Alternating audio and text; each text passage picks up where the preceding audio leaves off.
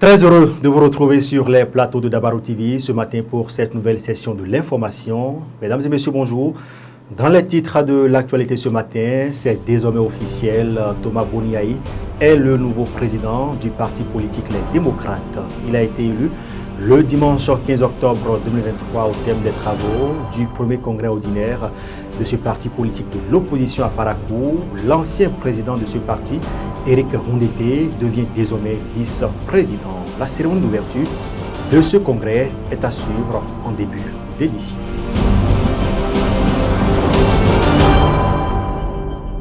Fort de son engagement à servir les couches les plus défavorisées, la Fondation Batonga et ses partenaires, en atelier de validation des rapports de l'évaluation d'impact et de l'étude de base de ces interventions. Objectif, enrichir les éléments d'apprentissage, les recommandations et les améliorations à l'approche d'intervention de la Fondation.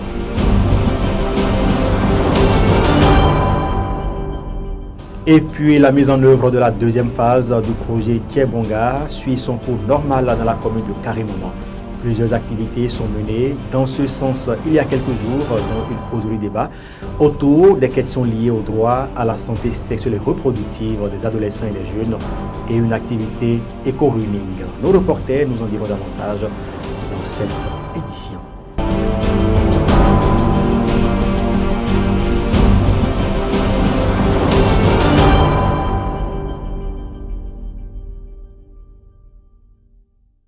Voilà pour le sommaire et bienvenue. Si vous nous rejoignez, je vous le disais en titre il y a un instant, le congrès du parti politique de l'opposition Les Démocrates a effectivement eu lieu le samedi 14 octobre 2023 à Parakou, à la place Bioguera. Les militants et sympathisants du parti sont massivement sortis pour la cause du peuple. Au cours de ce congrès, les statuts et règlements ont été toilettés pour faire face aux exigences du système partisan.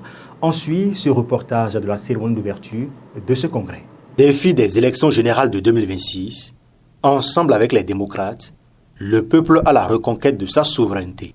C'est autour de ce thème que se tient le congrès ordinaire du Parti Les Démocrates dans la ville de Parakou. Venus de tous les coins du Bénin, les députés de cette chapelle politique ainsi que les responsables à divers niveaux du principal parti d'opposition au Bénin réfléchissent sur les nouvelles orientations du parti et le renouvellement des instances dirigeantes en vue de rendre plus efficace la lutte commune qui aboutirait à la conquête du pouvoir d'État en 2026.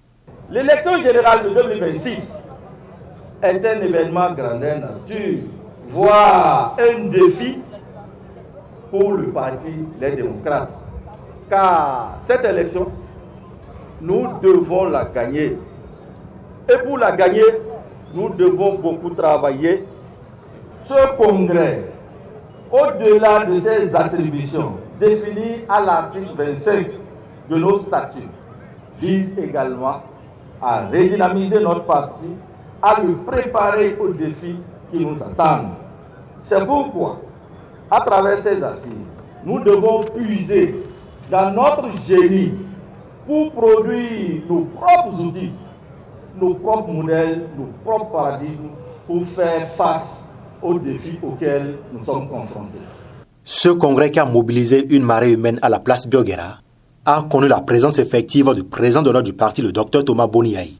Tour à tour, des représentants des formations politiques invitées ont apporté leur soutien aux congressistes.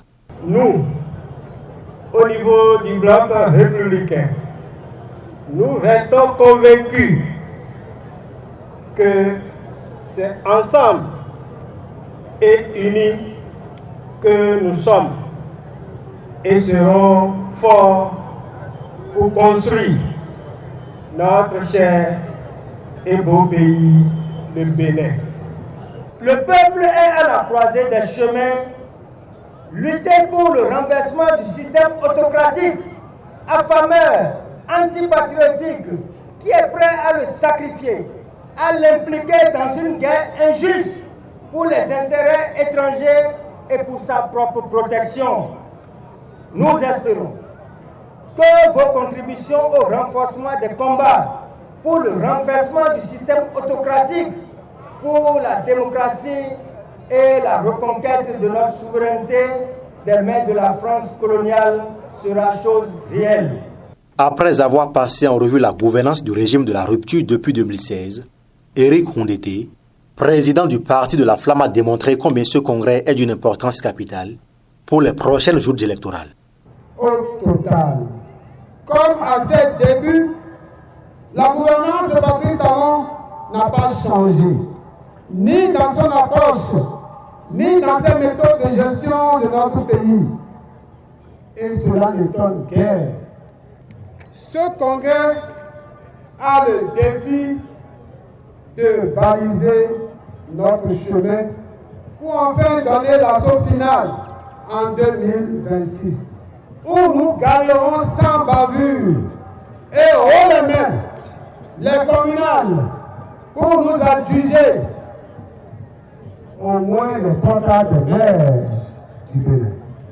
Je vous prie de trouver dans nos petits pas de succès, nos victoires d'étape quotidiennes, la force de poursuivre le chemin jusqu'en 2026.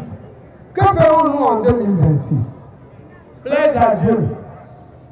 Plaise à Dieu. Nous enfoncerons les derniers clous dans le cercueil de ce qu'on a faussement appelé rupture, nouveau départ. Démarré le samedi 14 octobre 2023, ce congrès va durer 2 jours et prendra fin le dimanche 15 octobre prochain. Cette cérémonie d'ouverture s'est achevée par des tableaux artistiques et culturels.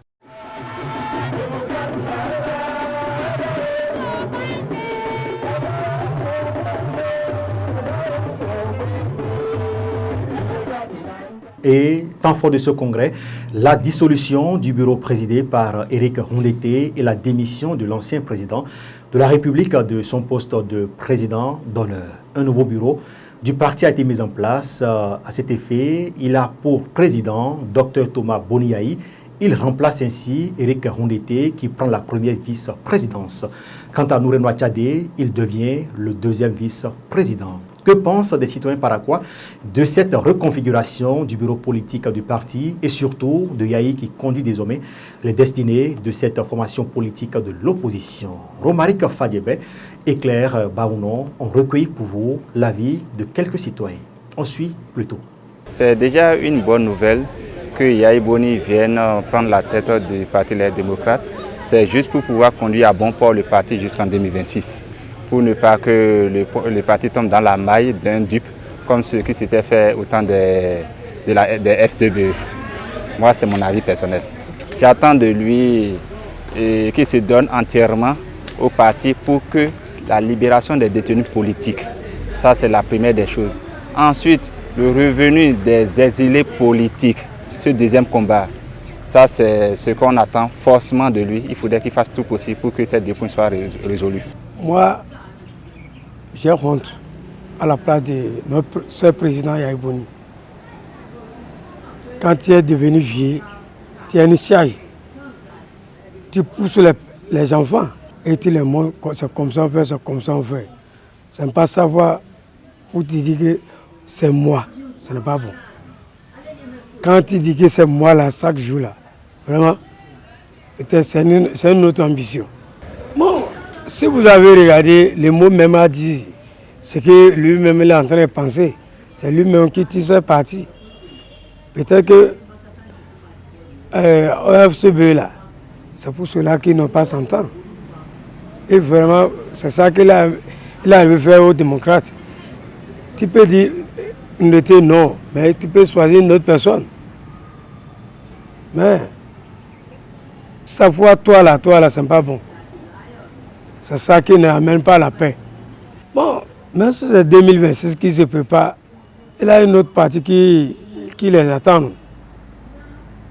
Et sans mes sentiments avec les partis là, moi j'apprécie que Dieu nous a nous donné vie longue. Je suis fier d'avoir entendu que c'est Dr Thomas Boni Yayi qui a remplacé Éric Houndété. Je suis très content. C'est très bon. Yayi est là pour nous défendre. Parce que le pays, ça ne va pas. Tout le monde a chaud. Il n'y a rien qui marche. Les frontières sont fermées. On ne comprend plus rien. Même actuellement, aujourd'hui, si tu es malade, tu ne peux pas voir quelqu'un qui peut te sauver. Même pour avoir de l'argent un peu pour acheter para 25, c'est problème. Donc on veut le changement. Mais on sait qu'avec le parti des démocrates, ça va aller. En temps normal, Yahi est fini. Donc si on voit encore Yahi en tête, ça veut dire que Yahi ne veut pas créer la paix dans le pays. Aujourd'hui, il y a les jeunes, il y a les Nourena Tchadi, il y a les Eric Ndete qui ont pu garder le parti durant les 3 ans. Et ça allait bien. Mais qu'est-ce que lui-même, d'abord, son âge ne le permet pas de revenir encore au pouvoir. Mais ici, 2026, c'est pas trop loin, non. Mais il pouvait laisser les jeunes à continuer, à garder, toujours garder, parce que c'était bon. Parce que c'était eux qui ont gardé, ils ont eu 28 députés. Mais avec ces 28 députés, peut-être qu'ils ont encore, s'ils travaillent encore plus, ils peuvent revenir au pouvoir.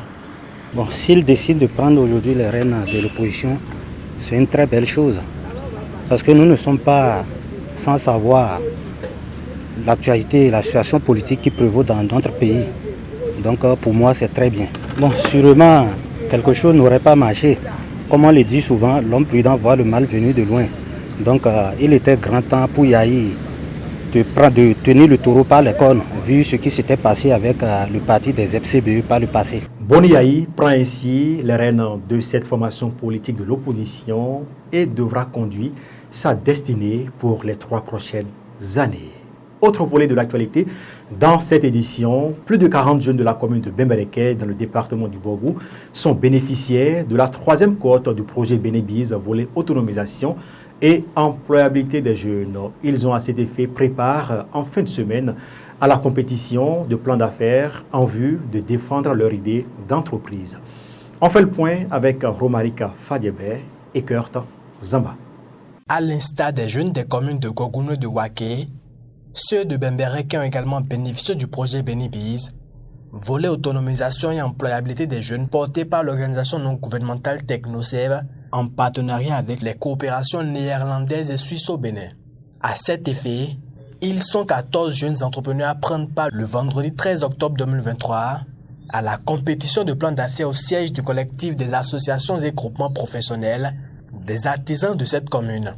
Actuellement, moi-même, je dispose de 50 000 francs et je souhaiterais avoir un apport. Pour vendre mes jus, je vais au marché et aussi vers les clients. Prévu pour durer 3 jours, cette compétition permettra d'octroyer des prêts à 40 jeunes de cette commune.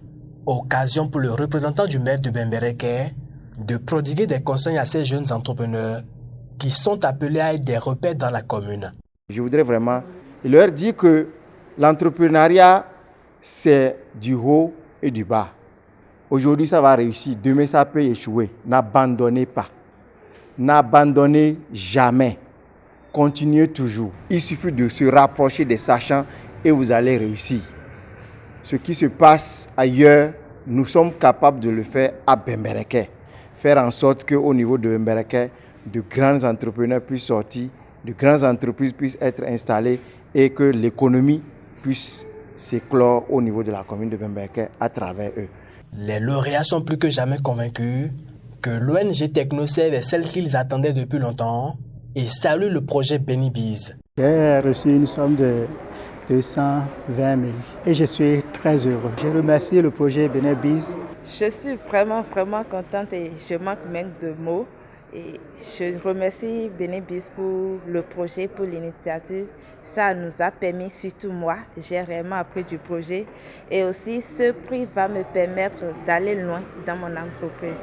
Cette étape de Bembereke met un terme aux compétitions de plans d'affaires de la 3e cohorte du projet Bénébiz dans les départements de la Libori, de la Donga, de la Takora et du Borgou. Les prix distribués à cet effet avoisinent 100 millions de francs CFA. L'objectif de ces plans d'affaires, c'est de préparer nos primo-entrepreneurs, les primo-entrepreneurs à pouvoir d'abord rédiger bien leur plan d'affaires, c'est la première étape. Savoir pitcher devant un jury ou devant des bailleurs, c'est une autre étape. Donc ces jeunes entrepreneurs qu'on a formés pendant 2 mois et demi sur les compétences de vie, entrepreneuriat, finances personnelles et employabilité, nous les formons aussi à pouvoir rédiger leur plan d'affaires. Les jeunes entrepreneurs désireux de faire partie de la 4e cohorte dispose d'une multitude d'alternatives pour s'inscrire, nous rappelle ici Bachirou Adam, conseiller d'entreprise. Je tiens déjà à demander aux entrepreneurs qui voudraient déjà s'inscrire pour le compte de l'autonomisation et employabilité des jeunes dans la commune de Bembereke déjà et qui font déjà un chiffre d'affaires compris entre 0 et 90 000 francs de vouloir bien aller dans les mairies ou au niveau des présidents des artisans pour pouvoir s'inscrire, où nous avons nos contacts aussi au niveau des responsables de l'unité locale de promotion de l'emploi également. Il y a aussi des inscriptions en ligne qui pourront aussi faire. Il y a des liens que nous partageons via Facebook, WhatsApp, tout ça là, qui leur permettront aussi de s'inscrire. Je tiens déjà à rappeler que la page Facebook, c'est BeniBiz. Ces jeunes hommes et femmes ayant reçu ces prix bénéficieront d'un accompagnement particulier pour la bonne gestion de leurs fonds. Par ailleurs, la participation à cette compétition les prépare un tant soit peu à aller chercher des financements lors des concours organisés au plan local, national et régional pour croître davantage leur entreprise. Mesdames et messieurs, je vous le disais en titre, quelques mois après le lancement des activités de la phase 2 du projet Tedidio, l'ONG Boussola, en charge de la mise en œuvre de ce projet dans la commune de Karimama, s'attelle pour la mise en œuvre efficiente des activités. C'est ce qui justifie la descente d'une équipe de cette organisation à Karimama pour l'exécution de certaines tâches du projet. Emma Noussou et Suzanne Yarou y étaient de la partie. Voici pour vous le reportage. Causerie débat autour des questions liées au droit à la santé sexuelle et reproductive des adolescents et des jeunes et éco-rumine à travers la ville de Karimama. C'est la manière choisie par l'organisation non gouvernementale Boussola de sensibiliser et mieux informer leurs cibles. Cette activité émane du sous-projet Tchebonka de la deuxième phase du projet Tedidio, financé par Care International Bénin Togo et la Fondation for a Just Society International. Parce que le sous-projet Tchebonga, que depuis pratiquement le mois d'avril nous pilotons, est focus désormais sur ce fléau qui fait et que beaucoup de jeunes filles abandonnent les cours. Et nous avons voulu résoudre ce problème le temps que nous puissions voir de façon pérenne quelles sont les mesures qui pourraient être prises pour que vraiment les enfants puissent rester à l'école malgré les menstrues. Dans une première phase, on fait une causerie éducative sur une thématique donnée. Dans une seconde phase, on fait une marche écologique sur une distance bien définie et pour assainir rapidement le cadre de vie. Les échanges de la causerie, dirigés par un spécialiste de la santé, soutenu par les responsables du centre de promotion sociale de Karimama, ont tourné autour de l'hygiène menstruelle. Nous avons constaté que les jeunes filles sont abandonnées par les parents et qu'à la pression des premières règles, les enfants sont stressés parce qu'elles se réveillent un matin. Pour la première fois, elles voient son dessous est taché, donc ça fait elle est un peu stressée. Nous avons constaté que aussi il n'y a pas de communication entre les parents et les jeunes filles. Donc c'est pour ce fait que, avec l'appui des ONG, l'organisation de cette science nous permet, nous, agents de santé, d'apporter des clarifications à ce que les jeunes filles et les jeunes garçons arrivent au moins à gérer ces périodes-là. Moi, mon message, c'est de bien cerner d'abord ce que le formateur a dit, de l'intérioriser et de tout faire pour bien connaître son corps, parce que chaque fille est quand même particulière. À l'issue de cette causerie débat et l'assainissement de la ville, des adolescentes ont lu un plaidoyer aux autorités communales.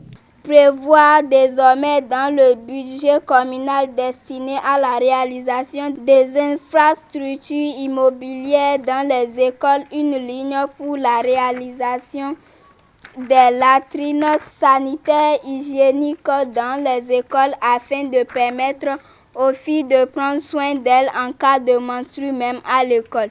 Le représentant du maire de Karimama a promis rendre compte acquis de droit pour répondre favorablement aux différentes doléances formulées. Nous vous promettons d'ores et déjà de soumettre vos plaidoyers au conseil communal et plaidoyer à notre tour pour la prise en compte et l'effectivité de ce souhait que vous avez formulé. Occasion pour les responsables de l'organisation non gouvernementale Bussola de remercier les différents partenaires. Les mots de remerciement sont à l'endroit de Kya Béné Togo qui milite toujours pour les droits des jeunes et adolescents et dans pratiquement tout le Bénin, en l'occurrence dans la commune de Karimaman. Merci à la Fondation For a Just Society également qui appuie Kya dans toutes ces actions. Merci beaucoup aux participants et qui à chaque fois militent également pour la réussite des activités. L'organisation non gouvernementale Bussola, à travers ses sensibilisations, entend jouer sa partition pour la promotion des droits à la santé sexuelle et reproductive des adolescents et jeunes de la commune de Karimaman. Le même exercice est prévu dans les autres arrondissements de la commune de Karimaman, notamment à Birni-Lafia, Kompa et Karigui. Et puis on quitte Karimaman, une localité dans le département de la Libouri, pour Grand Popo, où la fondation Batonga et ses partenaires ont tenu un atelier de validation des rapports de l'évaluation d'impact et de l'étude de base de ces interventions. Cette assise a permis de passer en revue les activités menées par la Fondation, les recommandations et surtout les perspectives. On fait le point avec nos reporters sur place. La Fondation Batonga et ses partenaires en atelier de validation des rapports de l'évaluation d'impact et de l'étude de base de ces interventions. L'objectif poursuivi par cette assise est d'enrichir les éléments d'apprentissage, les recommandations et les améliorations à l'approche d'intervention de la Fondation. C'est un atelier très technique et très spécial, a fait savoir Ella Wamamara, la présidente pays de la Fondation Batonga Bénin. Après 7 ans d'engagement et d'action menée aux côtés et pour le compte des filles et des femmes les plus défavorisées, la Fondation Batonga se devait de faire le bilan de toutes les actions mises en œuvre pour mesurer l'impact de ces interventions. Ces 2 études ont été menées avec donc un objectif clair, comprendre l'impact réel de nos actions depuis 2016, à la fois sur les participantes à nos programmes et sur l'ensemble des communautés que nous touchons. Nous voulions savoir quels changements durables ont été apportés grâce à nos efforts, mais aussi comprendre la situation actuelle en matière d'égalité des genres et de justice sociale dans les régions où nous intervenons. Le présent atelier est donc une opportunité pour vous toutes et vous tous de contribuer à la réflexion collective sur la manière dont nous pouvons améliorer nos programmes et nos actions pour les 5 prochaines années, notamment dans le cadre de notre plan stratégique 2024-2028. L'impact des interventions de la Fondation depuis 2016, les objectifs, la méthodologie, les résultats, les bonnes pratiques, les leçons apprises, les recommandations et surtout l'étude de base ont été les communications qui ont meublé l'atelier du mardi 10 octobre. Le secrétaire général du département du Mono, Arnaud Segla Agon, apprécie les actions de la Fondation qui visent un bien-être des adolescents et des jeunes femmes. L'atelier donc de ce jour vient à point nommé car il permettra à cette fondation d'avoir un outil opérationnel sur les années à venir en vue d'orienter ses actions par rapport à la protection des droits des femmes. Au niveau donc de notre juridiction administrative, nous ne pouvons qu'accueillir avec joie cette volonté d'accompagner le pouvoir public en ce qui concerne la protection des droits de l'homme que la Fondation Batonga mène. La mise en œuvre de ces programmes impacte la vie socio-économique des bénéficiaires au cœur de la stratégie d'intervention de la Fondation, reconnaît Derelidi Chabina, préfet du département de l'Atakora. En organisant et en nous associant au présent atelier de validation des rapports de l'évaluation d'impact et de l'étude de base pour les interventions, la Fondation répond à notre double attente constamment exprimée dans le cadre de la coordination des interventions dans nos départements. D'abord, elle s'aligne aux impératifs d'harmonisation de ces actions avec celles des autres partenaires pour en assurer l'efficacité. Ensuite, elle marque son attachement à l'atteinte des résultats significatifs, prenant en compte la vision des autorités locales, les besoins réels des bénéficiaires et le contexte socio-économique singulier des localités cibles. 3 984 adolescents et 4 183 jeunes femmes sont impactés au Bénin par les actions de la Fondation Batonga, a rappelé à l'assistance Ella Wamamara. L'atelier de validation des rapports de l'évaluation d'impact et de l'étude de base pour les interventions de la Fondation Batonga a pris fin ce même mardi dans l'espoir d'une bonne application des résolutions et recommandations qui en découlent.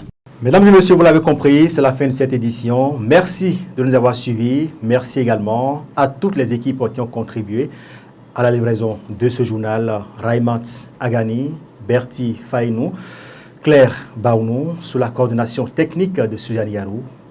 Bon mardi à chacun et à tous.